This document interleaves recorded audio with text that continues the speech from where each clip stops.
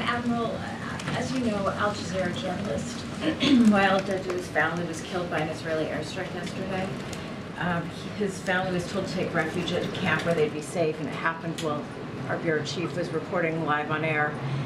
This is coming as reports are emerging that the Secretary of State also told Al Jazeera to tone down its coverage of the war in Gaza. Does the President believe that targeting Al Jazeera journalists and their families should end? The President doesn't believe that targeting journalists at all in any way is appropriate, but I can't speak to the specifics of that case. I've seen the reporting, and certainly our thoughts and prayers go out to his family. I mean, that's just horrible.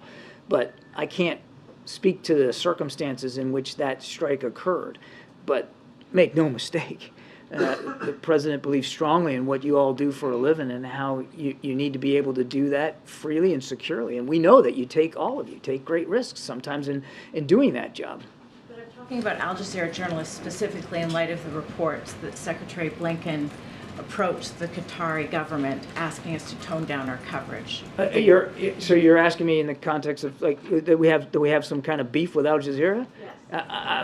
I'll let the Secretary and their staff speak to his conversations in the region. I won't do that. We recognize Al Jazeera as a valuable voice and an outlet that has incredible reach in the region and beyond. I don't need to tell you that. It's truly a global network, and we value the work that you do.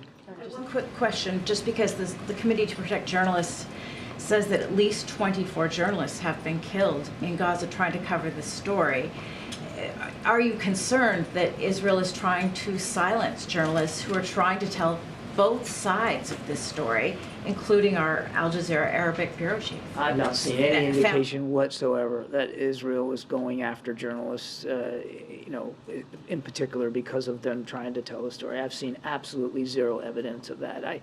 That's an unfounded allegation.